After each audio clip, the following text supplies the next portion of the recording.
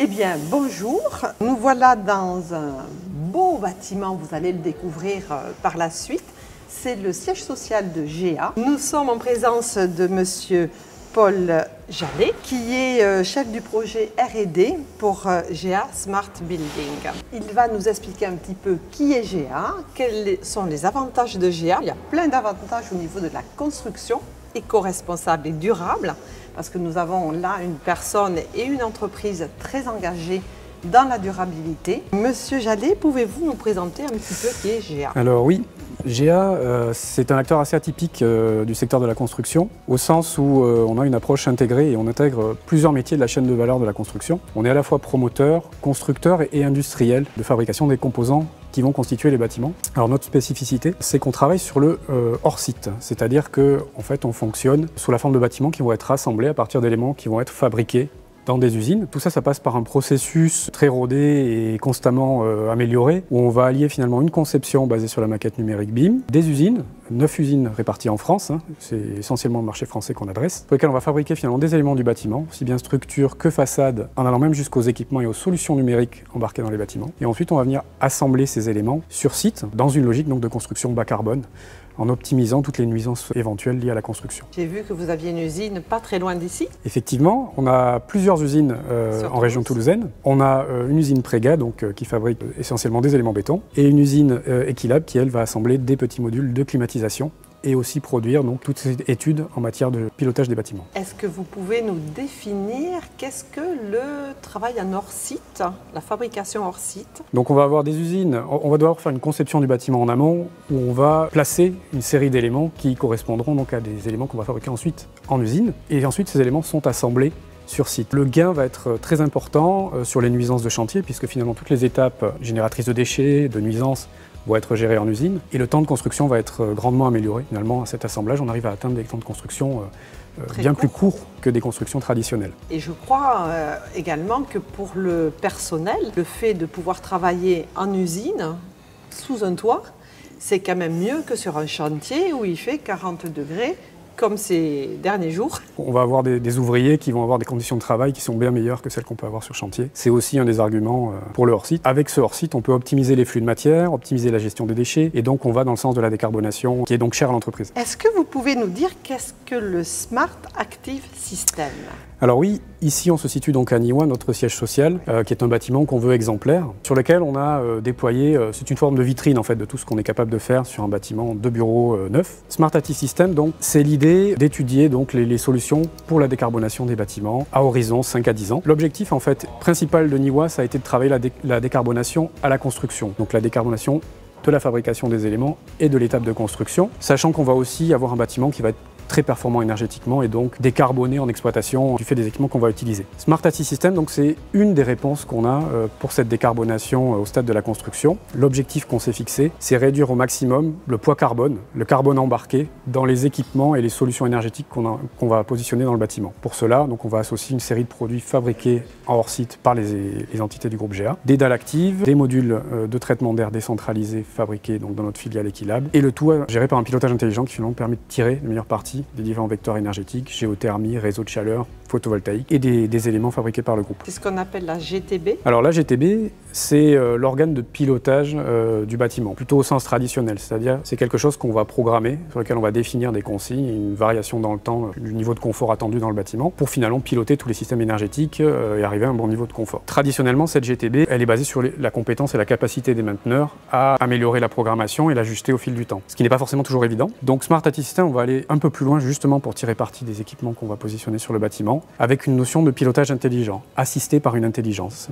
L'objectif en fait principal de cette intelligence, c'est de calibrer les consignes pour être sûr, via l'anticipation et la connaissance qu'on va acquérir du bâtiment au travers des données, d'atteindre les bons niveaux de confort au bon moment, tout en minimisant au maximum les consommations énergétiques. Votre intervention se situe sur des immeubles de bureaux, du particulier? Petite parenthèse peut-être pour revenir un petit peu sur les différentes casquettes du groupe GEA. On agit sur plusieurs types de bâtiments en fait. On est à la fois fabricant de bâtiments de bureaux ou tertiaires, mais aussi bâtiments logistiques ou industriels, plats ou à niveau. Et on a aussi une filiale donc, qui travaille sur le logement, la résidence partagée, l'hôtellerie. Finalement, on peut travailler sur ces types de bâtiments, aussi bien en construction qu'en rénovation, même si notre cœur de métier historique, c'est plutôt le bureau ou le bâtiment logistique. Est-ce que vous pouvez nous parler des bénéfices concrets en termes de performance énergétique et de confort utilisateur, parce que je crois que c'est ça qui est visé. Alors revenons donc effectivement à Smartactiv System. Comme j'ai dit, notre objectif c'était de décarboner. Pour décarboner, donc il y a une notion de suppression essentielle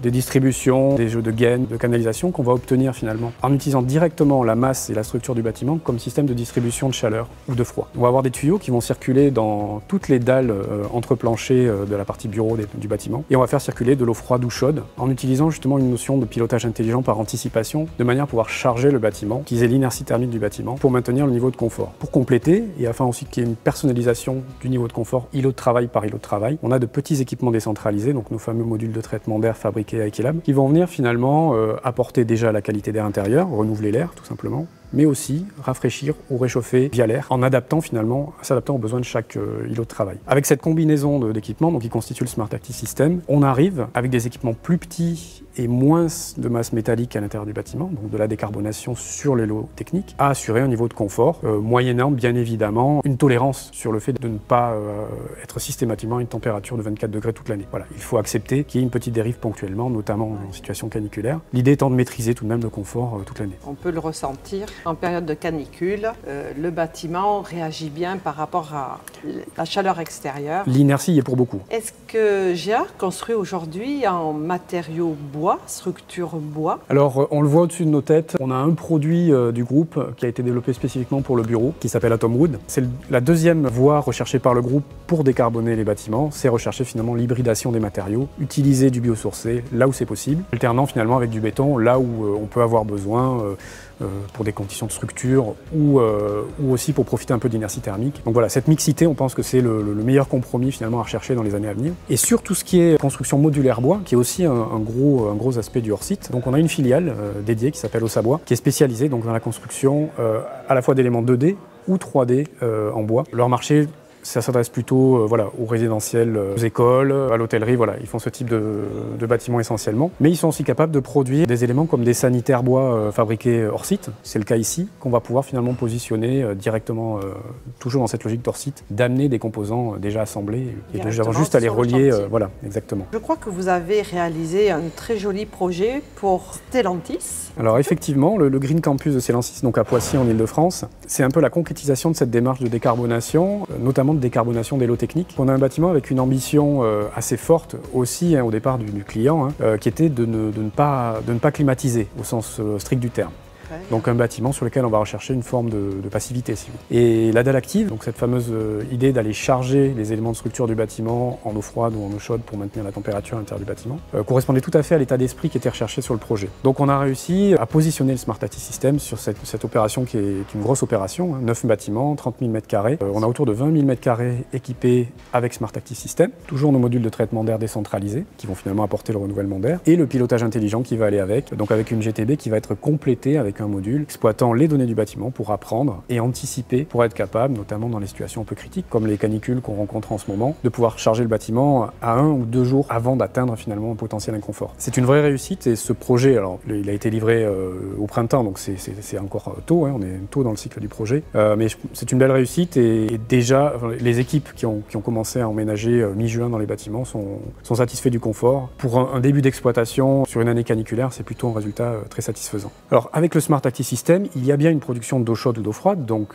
une pompe à chaleur, au sens qui peut se rapprocher d'une climatisation, sauf que nous on va aller plutôt sur de la solution type géothermie, c'est-à-dire qu'on va essayer d'avoir un système qui soit très performant. Et l'idée de l'équilibre économique du Smartactiv System, c'est finalement, via les gains qu'on va faire sur la réduction de la taille des équipements, l'utilisation des dalles actives et de nos petits modules décentralisés, on va pouvoir financer un équipement de production qui va être nettement plus performant et décarboné. Cette géothermie, donc en réinjectant la chaleur ou puisant la chaleur dans le sol, va permettre de limiter les effets d'îlots de chaleur urbains et puis de proposer finalement un niveau de fonctionnement, une performance qui soit stable dans l'année, avec une régénération saisonnière de l'hiver vers l'été et réciproquement. Dans notre mix énergétique aussi, évidemment, on va chercher à favoriser l'autoconsommation, donc des bâtiments avec de la production d'électricité sur site et l'utilisation au maximum de l'énergie produite sur site pour pouvoir alimenter notre fameux système Smart Active. Dans certains cas, comme ici à Niwa, on a aussi la possibilité d'avoir recours à des réseaux de chaleur ou de froid, qui sont aussi un bon compromis pour finalement limiter ces notions d'îlots de chaleur et aussi centraliser, entre guillemets, les investissements qu'il peut y avoir dans des équipements pour rafraîchir le bâtiment, mais aussi la ville de demain, on va dire. Ici, quand vous êtes arrivé sur ce site, au niveau du terrain, on a pu mettre en place cette géothermie? Effectivement, alors c'est une géothermie de moyenne profondeur, c'est-à-dire qu'on va avoir des pieux qui vont aller jusqu'à 150 mètres de profondeur, des installations qui peuvent aller un peu plus profondément, ici c'est 150 mètres, donc c'est une technique qui est éprouvée. À l'investissement, elle est un peu plus onéreuse évidemment qu'une traditionnelle pompe à chaleur sur air, mais on a ce fameux gain énergétique, donc déjà le temps de retour sur investissement en tenant compte des coûts d'exploitation et du bilan énergétique est relativement bon. À moins de 10 ans, on va rentabiliser l'investissement qu'on va faire. Et nous voilà, on a ce positionnement où on arrive à justifier ce surinvestissement par une réduction des coûts qu'on peut avoir par ailleurs grâce au Smart Active System. Donc finalement, le Smart Active System n'est pas plus cher qu'une solution, on va dire, milieu ou haut de gamme en équipement climatique. Je pense que les économies qu'on pourra faire sera sur la consommation, surtout quand on a une énergie qui est chère, comme on peut le voir actuellement. Même si l'investissement est plus onéreux,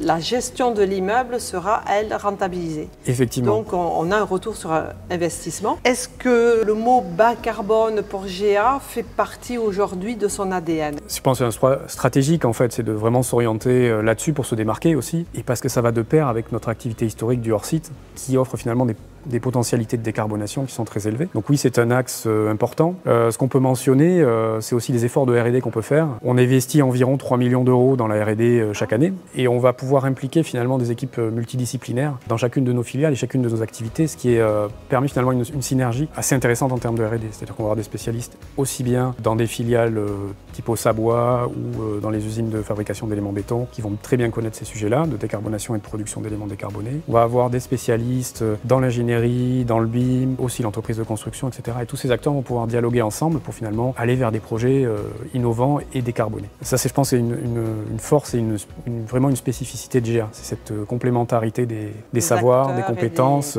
du fait qu'on traite finalement toute la chaîne un peu de manière intégrée. Et donc ça ouvre des possibilités que peut-être tous les acteurs n'ont pas, de pouvoir vraiment travailler en synergie sur des sujets de décarbonation. La R&D, ça se concrétise aussi par des investissements réguliers. Il y a 2 ans, avant de construire ce siège, on a mis en service un laboratoire qui nous permet d'étudier nos solutions climatiques. Ce laboratoire a permis notamment de qualifier, d'améliorer tout le fonctionnement autour du Smart Active System avant d'aller à l'échelle sur des projets plus gros. On voit que cette démarche R&D, elle est reconnue aussi dans la mesure où on est régulièrement lauréat de projets d'aide au financement d'actions R&D. On a eu 3 projets sur 6 ans qui ont été lauréats finalement d'appel à projets de concours d'innovation, portés par l'ADEME notamment. Celui qui nous a permis de développer Smart Active System, celui qui nous a permis de développer l'Atomwood dont j'ai parlé, donc cette dalle hybride bois-béton, et un 3e qui est encore en cours, sur lequel on va pouvoir travailler finalement sur l'optimisation des process de construction modulaire, avec des façades à ossature bois, l'intégration des équipements à l'intérieur, voilà. Donc encore peaufiner et améliorer notre logique de construction hors site en faisant parler les différentes filières. Je crois que dans ce monde actuel où l'immobilier est un peu chahuté, je crois qu'on peut le dire comme ça, GA en tire le meilleur parce qu'en effet il est innovant et précurseur peut-être sur des méthodes de travail différentes, et je crois que ça on peut le souhaiter à tout le monde. C'est un avenir pour tous. Et merci pour l'interview et puis merci pour ce moment passé ensemble.